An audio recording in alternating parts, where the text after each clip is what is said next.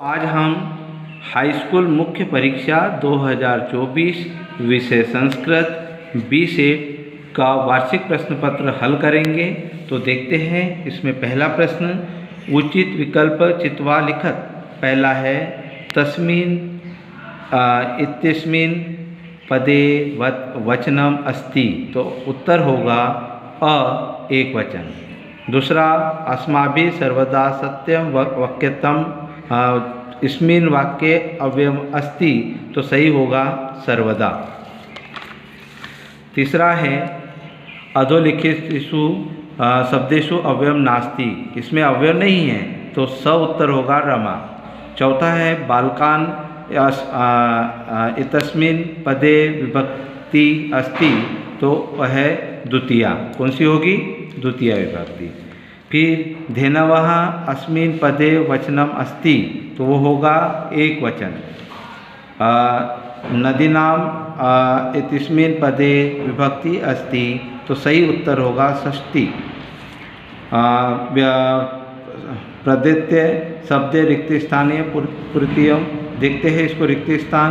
पहला सलिलम इतस्य पदस्य खालिस्तान पर्याय पदम अस्ति, तो सलिलम का है जलम, क्या होगा? जलम। दूसरा हम देखते हैं नीलम इतस्य पदस्य विलोम शब्द, नीलम का विलोम शब्द क्या होगा?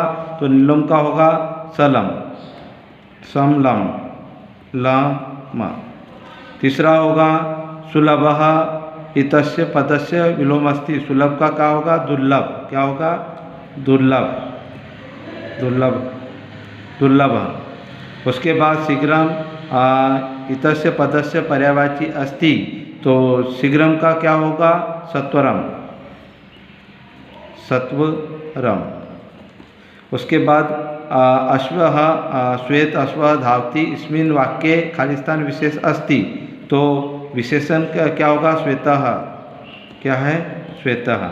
जन्नी तुल्यवत्सः इस्मिन् पदे इसमें वाक्य विशेषण अस्ति, तो इस वाक्य में जो है वह जन्नी। आगे देखते सही जोड़ी। तो युग्म मिलन कुरुतः, फर्स्ट है अनुरूपम। अनुरूपम का जो होगा वो कौन सा समास होगा? अव्यय भाव समास होगा, तो कौन सा होगा? अव्यय भाव। दूसरा हम बात करते हैं चौर भयम। चौर भयम कौन सी ये होगा समास? तो चौर भयम जो होगा वह होगा चौर भयम जो समास होगा तत्पुरुष समास होगा। कौन सा होगा? तत्पुरुष। तो ये हो गया दूसरा तत्पुरुष। त्रिभुवनम, त्रिभुवन यानी तीन भुवन वाला जो होगा वह द्विगु समास होगा, तो ये द्विगु समास का उत्तर तीसरा द्विगु समास।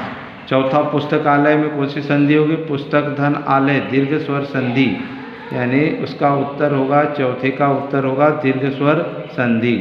और पांचवा आता है निश्चल। निश्चल क्या होगा? निहधन छल, ये होगा पांचवा।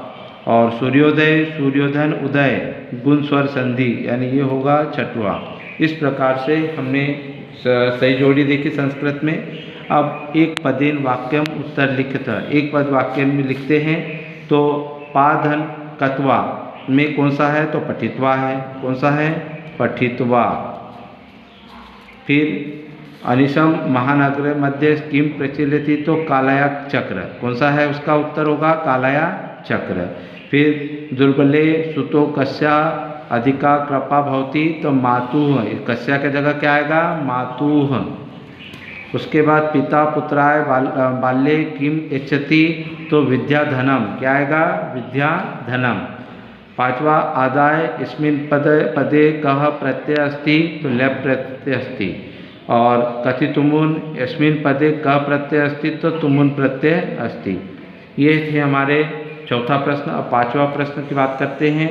शुद्ध वाक्य और अशुद्ध वाक्य कीजिएगा। इसमें है अपठम इसमिन् पदे लंग लकार अस्ति, तो अपठत में अ लगा हुआ है, इसलिए ये क्या है? लंग लकार है, यानी सत्य है। आम, क्या आएगा? आम। दूसरा निर्गच्छति इति पदे निर उपसर्ग अस्ति, ये भी आम है यानी सत्य है, निर उपसर्ग है इसमें। तीसरा प्रत्युत्कारः इति पदे प्र उपसर्ग अस्ति, ये गलत है, इसमें प्रति उपसर्ग है, इसलिए यह गलत हुआ। लभते अस्मिन् पदे प्रथम पुरुष अस्ति, बिल्कुल सत्य है, आम, यह सत्य है। आसीत अस्मिन् पदे बहुवचन अस्ति, यह भी सत्य है यानी आम है। और पिबती इसमिन् पदे एक वचन अस्ति, बिल्कुल ये एक वचन नहीं है, पिबती एक वचन है।